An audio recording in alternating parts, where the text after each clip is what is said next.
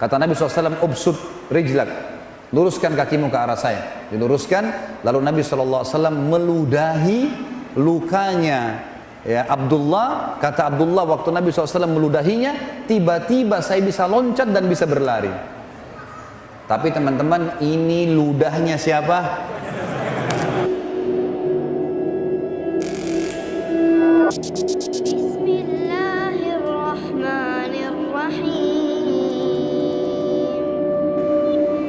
Kita masuk teman-teman, selanjutnya adalah kuasa Nabi SAW dalam menyembuhkan penyakit.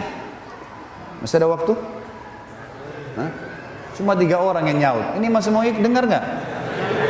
Alhamdulillah. Kalau cuma 3 orang ya sudah, 3 orang tinggal.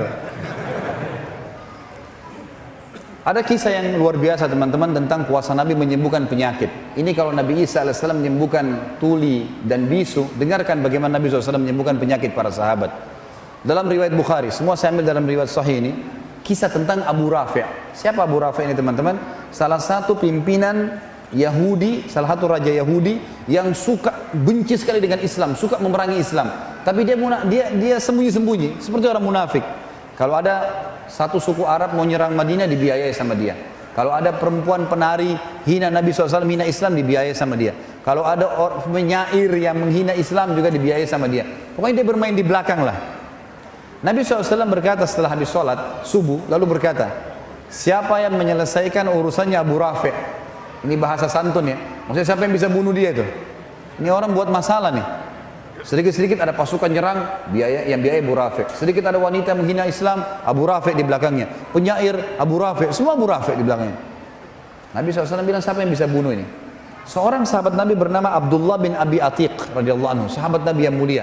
Ibnu Hajar menyebutkan dalam Fathul Bari, Sahih Bukhari, beliau mengatakan Abdullah bin Abi Atiq radhiyallahu anhu ini punya pandangan mata yang rabun.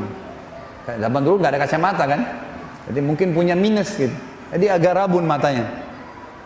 Dia mengatakan, saya Rasulullah, saya akan menyelesaikan urusannya. Kata Nabi SAW, baiklah, pergi bawa beberapa temanmu. Abdullah bin Abi Atiq mengajak beberapa temannya, tidak disebutkan jumlahnya, mereka pergi. Tiba di benteng Abu Rafi' malam hari. Kebetulan Abdullah melihat bentengnya ini dijaga oleh beberapa orang dan cuma satu pintu. Dan ini penjaga benteng menghafal mukanya orang yang dalam benteng. Jadi nggak bisa orang asing masuk. Malam sudah ditutup. Maka teman-teman Abdullah mengatakan, kami mau istirahat dulu, hai Abdullah. Izinkan? Izinkan, silakan istirahat di seberang benteng gitu. Abdullah bilang, saya mau lihat dulu, siapa tahu ada jalan untuk masuk. Subhanallah, waktu teman-teman Abdullah pada ketiduran, tiba-tiba saja pintu gerbang benteng dibuka, keluar dari benteng perempuan, anak-anak bawa obor, ribut, suara gemuruh. Ternyata terdengar karena mereka menggunakan bahasa Arab juga waktu itu, orang-orang Yahudi, karena mereka tinggal di Jazirah Arab. Maka mereka Abu Rafi', si Abdullah dengar, mereka bilang, untanya raja kami Abu Rafi' sedang hilang, carilah. Jadi rupanya untanya hilang, dicari sama masyarakatnya, mereka keluar semua.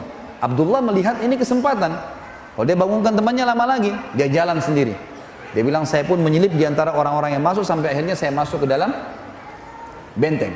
Begitu masuk dalam benteng, dia bilang, saya sembunyi di kandang keledai. Ada kandang keledai, dan keledai ini hewan teman-teman sekalian. Kalau dia mau ngomong, dia bersuara, kalau tidak, dia tidak bersuara. Walaupun ada bom di sebelahnya. Jadi keledai agak berbeda gitu. Dia sembunyi di sebelah keledai ini tidak mau teriak, tidak mau suara kalau dia merasa tidak perlu gitu. Kalau dia bersuara juga buruk. Kata Allah, inna angkaral aswati la sautul hamir, gitu kan. Suara yang paling buruk suaranya keledai. Kata Abdullah, saya sembunyi di kandang keledai. Sampai orang semua sudah masuk, penjaga benteng sudah merasa aman, dia mencantolkan pintu gerbang, lalu mereka pun pergi tidur. Setelah aman, saya pun membuka pintu gerbang, kemudian saya cantolkan dengan batu supaya saya bisa lari. Lalu saya mulai mencari di mana rumahnya Abu Rafi'. Saya melihat ada 2 lantai. Ada ruangan 2 lantai, lantai yang di atas ini ada kayak ada penerang, ada lampu. Zaman dulu orang pakai sumbu gitu kan. Lalu kemudian terdengar di sana suara orang-orang mengatakan Abu Rafi', Abu Rafi'. Maka saya tahu itu adalah rumahnya Abu Rafi'. Di sebelah rumah Abu Rafi' ada rumah-rumah juga pakai pintu dan ada cantolan-cantolannya. Kayak sekarang kita zaman dulu tuh ditaruh terus digembok dari luar gitu kan. Dia bilang begitu sudah dipadamkan lampu sumbunya, semua orang sudah masuk ke rumah-rumah di sebelah. Saya pun naik ke lantai 2, lalu saya menutup semua pintu-pintu itu. Lalu kemudian saya buka pintunya rumahnya Abu Rafi', lalu saya mengatakan, Abu Rafi', Abu Rafi ini hafal suara teman-temannya dan sudah gelap. Kata Abu Rafi, siapa itu?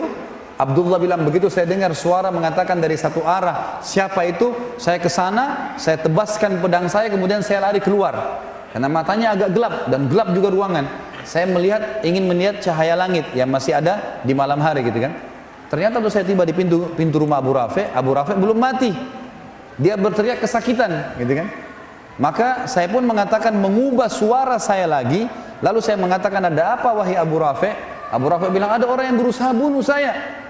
Kata Abdullah, begitu saya dengar suara di arah suaranya dia, saya mengejar lalu saya tebas lagi dengan pedang. Kembali lagi ke pintu, ternyata Abu Rafi belum mati. Kata Abdullah, saya mengubah suara saya ketiga kalinya. Ada apa wahai Abu Rafi? Dengan suara yang berbeda, gitu kan? Baru Abu Rafi dengan dalam kesadikan, ada orang mau bunuh saya. Kata Abdullah, saya pun mendatanginya, lalu saya pastikan pedang saya tancapkan ke dadanya sampai tulang belakangnya bunyi. Mati, kemudian dia bilang saya tinggalkan. Kemudian saya turun, karena buru-buru, ini sudah ribut di sekitar rumahnya Abu Rafi ini. Dia bilang saya buru-buru turun dari anak tangga, karena buru-buru, akhirnya saya tidak menghitung lagi anak tangga, saya jatuh, tulang kering saya patah. Tulang kering kaki kanannya patah. Radhiyallahu anhu. Beliau mengatakan saya cabut imamah saya, lalu saya ikat kaki saya, kemudian saya berjalan dengan satu kaki keluar sampai menyeberang ke tempat teman-teman saya. Teman-teman saya pun sudah bangun, lalu mereka mengatakan, ada apa wahai Abdullah? Abdullah mengatakan, alhamdulillah Allah sudah menyelesaikan urusan musuhnya. Sudah begini ceritanya, sudah mati. Gitu. Lalu kata teman-temannya, kalau gitu kita pulang ke Madinah, beritakan kepada Nabi SAW. Kata Abdullah, sebentar, saya tidak mau pulang sampai saya pastikan Abu Rafi mati. Kalau kalian mau pulang, pulang aja dulu. Teman-temannya lalu pulang ke Madinah. Abdullah nunggu sampai pagi hari, terbit matahari, habis subuh lah. Biasanya tradisi orang Yahudi kalau ada pimpinan mereka mati, mereka naik ke menara-menara benteng, lalu mereka menyampaikan kalau si fulan mati. Pagi-pagi terdengar suara dengan diteriak-teriakin, Abu Rafi mati terbunuh semalam. Barulah Abdullah mengatakan saya tenang, dia pulang ke Madinah. Tiba di Madinah diberitakan kepada Nabi SAW. Lalu Nabi mengatakan alhamdulillah dan semoga Allah membalas sekalian dengan kebaikan. Tapi Abdullah bilang, ya Rasulullah, tapi kaki saya patah. Nih tulang keringnya patah, nggak bisa jalan.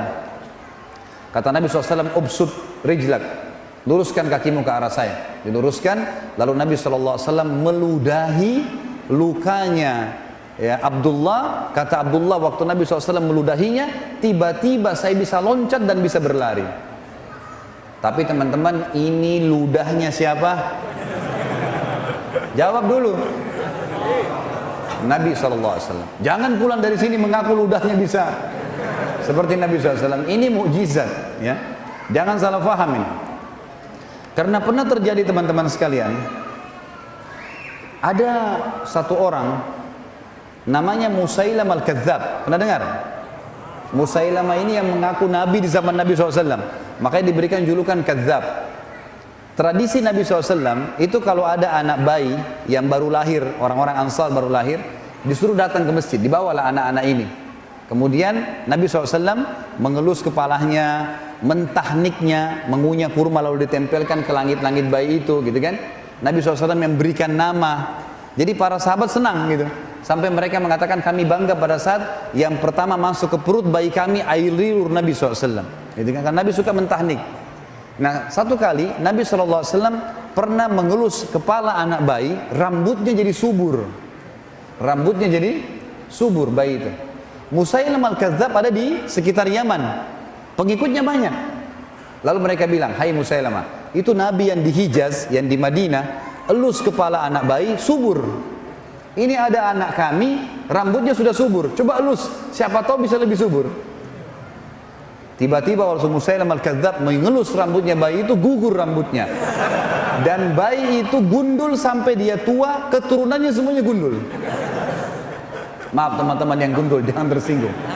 Tapi ini betul, ini kisah nyata terjadi. Satu kali juga Nabi SAW pernah didatangi oleh orang Ansar. Lalu kemudian dia berkata, ya Rasulullah, kami sudah gali sumur, sudah setengah mati, dalam digali, airnya tetap asin. Coba lihat ya Rasulullah. Nabi SAW datang. Lalu Nabi SAW berdoa kepada Allah, lalu meludah ke sumur itu. Meludah. Setelah itu airnya asin berubah jadi tawar. Rupanya pengikut Musailamah di Yaman dengar juga tuh.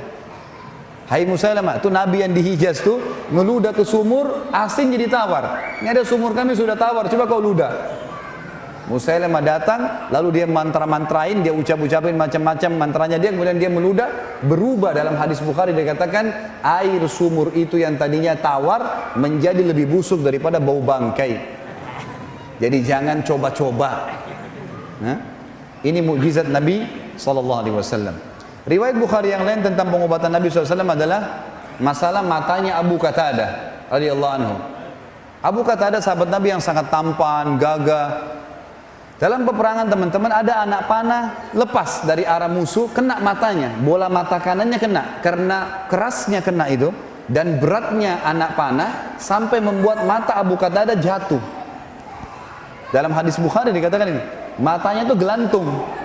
Waktu sahabat-sahabat lihat, para sahabat mengatakan, wahai Abu Qatadah, kami potong aja matamu. Nggak ada solusi lain. Di zaman sekarang saja kedokteran canggih, bagaimana caranya mau dijahit nih? Sudah keluar bola matanya. Kata dia, sebentar, coba bawa saya ke Rasulullah sallallahu alaihi wasallam. Bawa saya ke sana. Pergilah ke sana. Subhanallah, dari jauh Nabi begitu lihat Abu Qatadah, Nabi senyum. Dan ini kecerdasan Abu Qatadah. Kita lihat nanti dalam banyak kisah teman-teman, sahabat-sahabat yang cerdas waktu Nabi masih hidup, mereka langsung datang ke Nabi minta solusi. Maka mau solusi Nabi mukjizat, gitu kan? Datanglah ke sana, Nabi SAW senyum. Sahabat heran, Abu Qatadah matanya berdarah-darah, Nabi senyum. Langsung Nabi mengatakan, wahai Abu Qatadah, kalau kau mau, Nabi sudah tahu maksudnya apa. Kalau kau mau saya doakan kepada Allah matamu sembuh, bisa, matamu sembuh, tapi tidak ada jaminan surga. Kalau kau bersabar, matamu nggak ada, dipotong aja, maka pasti kau masuk surga. Karena matamu ini jatuh di jalan Allah nih. Abu Qatadah bingung. Pilih salah satunya, sembuh mata tapi tidak ada jaminan surga, atau tanpa mata dapat jaminan surga. Abu Qatadah setelah perang mau nikah, matanya satu nggak ada jadi jelek. Apa kata Abu Qatadah dalam hadis Bukhari? Ya Rasulullah, doalah kepada Allah agar mata saya disembuhkan dan saya minta surga. Dua-duanya. Maka dalam hadis ini dikatakan Nabi SAW pun tersenyum lalu ditarik anak panah itu. Lalu Nabi SAW masukkan dengan tangan beliau yang mulia dan didoakan. Begitu dicabut, ada dua riwayat Bukhari. Yang pertama, sahabat-sahabat di situ mengatakan, waktu Nabi SAW mencabutnya, kami tidak bisa membedakan mana mata Abu Qatadah yang rusak tadi. Bukan cuma sekedar masuk dan utuh, darahnya semua hilang. Seperti bersih dua-duanya. Abu Qatadah juga mengatakan dalam riwayat yang kedua, pada saat Nabi SAW menarik telapak tangannya, maka saya tidak bisa membedakan mana mata saya yang rusak dan yang bagus. Dua-duanya terang. Ini kuasa Nabi SAW dalam menyembuhkan penyakit. Kira-kira lebih hebat ini atau lebih hebat orang tuli disembuhkan?